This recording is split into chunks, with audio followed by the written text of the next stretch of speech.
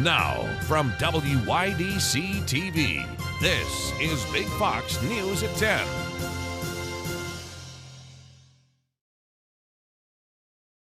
Thanks for joining us. I'm Anna Manuel. Wintry weather caused numerous closures today, and the morning commute tomorrow threatens to be an icy adventure. Big Fox News' Sonia Ellison caught up with some people who braved the elements today. The winter storm bringing ice our way closed most southern tier area schools today. Meanwhile, the National Weather Service issued a hazardous weather outlook and winter weather advisory for most central New York and southern tier area counties and beyond until 10 a.m. tomorrow. But some drivers are braving the mixed precipitation. All the locals were closed, I believe, but they never closed this place. Bill Thomas works salting and clearing the snow and ice through Green Thumb Landscaping at the Canona Rest Stop. These were iced over when we got here. We had to salt these because we don't want no one falling down or anything like that. You know? Oh, it'd be good packing snow, definitely. Yeah. Care for a snowball fight? Yeah, I don't like it. I don't have far to go, so. Not everyone was happy about the snow, sleet, and rain the southern tier got. Town, county, and state plows and salters kept roads well maintained by early afternoon. The roads are great. The roads are great. But freezing rain is possible overnight, making the commute tomorrow morning slippery. Drivers are reminded to take their time on the road. But it's just going to be a slushy mess, I'm afraid. And we're going to get more stuff like this. But tomorrow and into Thursday, temperatures will gradually rise again above freezing and into the 40s. Nice, yeah. I'm afraid it's going to spoil us. But mixed precipitation and temperatures within 1 week is getting to be the normal winter weather pattern for the southern tier. We live in New York, you know, we love it. I love it. Sonia Ellison, Big Fox News, Steuben County. The Bath Police Department announcing the arrest of a Bath man after police further investigated the death of a woman in her room at the Super 8 motel last week that they considered suspicious. 49-year-old Richard I. Seeger was charged with criminally negligent homicide. He was arraigned and remanded to the Steuben County Jail with bail. More details are expected as this case continues. The Junior League of Greater Elmira Corning has a diaper and feminine product giveaway event this Saturday, January 27th at Bethany Lutheran Church in Elmira from 2 to 4 p.m.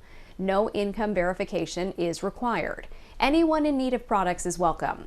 To donate products, you can email jlgelmiracorning@gmail.com.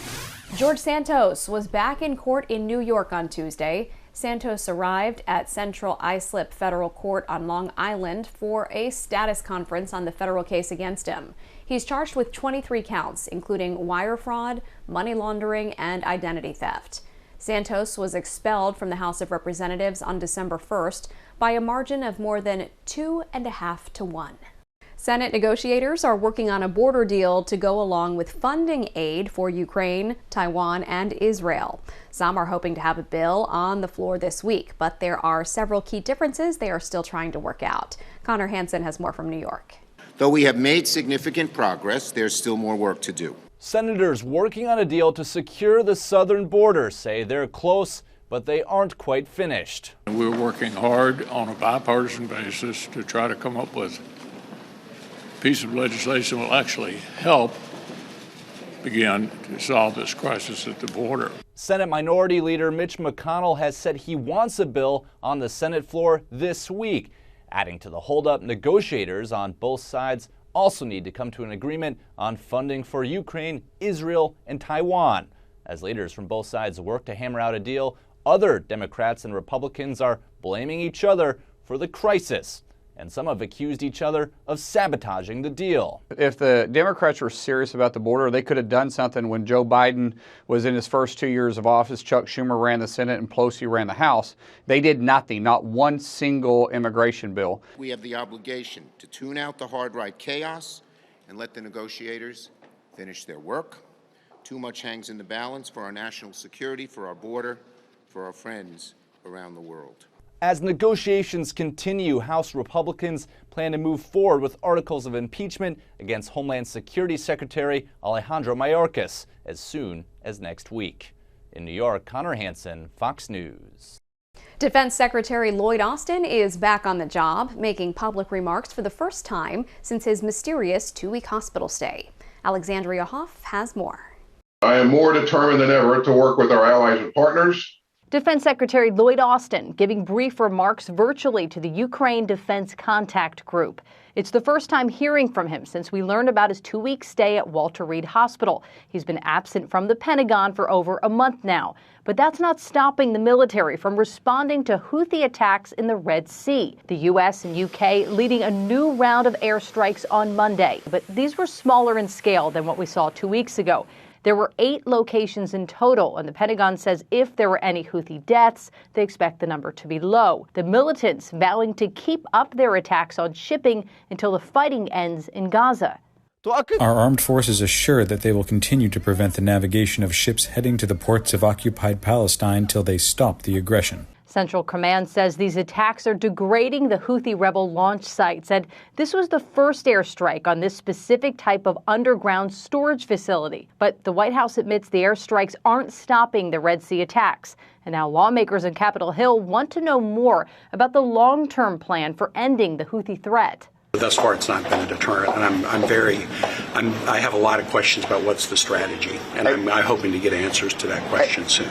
The Pentagon says it's selecting targets carefully so it doesn't expand the conflict. And right now, only sites directly linked to the Red Sea attacks are being hit. In Washington, Alexandria Hoff, Fox News. Panera is making sure its controversial charged lemonade drink is out of reach of some customers following lawsuits. The chain is moving its highly caffeinated drink from the self-serve fountains to behind the counter at some locations. This comes after multiple lawsuits filed against Panera allege that the charged lemonade drink caused health problems and even fatalities.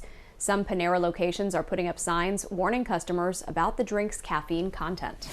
A longtime morning news anchor is being remembered. Charles Osgood has passed away. He hosted CBS Sunday Morning for over 20 years and hosted a radio show called The Osgood File. Osgood's family says he died after a battle with dementia. He was 91 years old. We'll be back in a moment. Here's your local stock market update from Big Fox.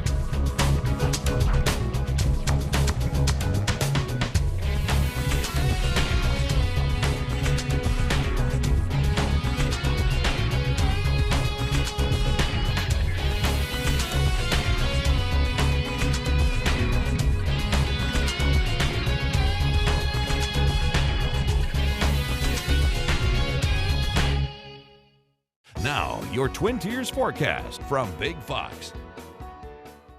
Well, good evening. As the system lifted its way in, it was interacting with some cooler air out of the north, allowing for us to stay with some snow showers during the daytime and even some areas of some icing as this transition has occurred as temperatures continue to hover just around that freezing mark. But the air mass is getting warmer with that southeasterly push, so that is going to allow for us to stay mostly rain showers. Still note though, especially through some higher elevation spots, there is still some of that pink popping up on our forecast. So noting that freezing rain, that small glare of ice, especially on less traveled roads, is a possibility. So continue to keep yourself very wary that there is going to be some slick roadway conditions through that morning commute at least. Again, some pretty vibrant pinks there developing on the forecast.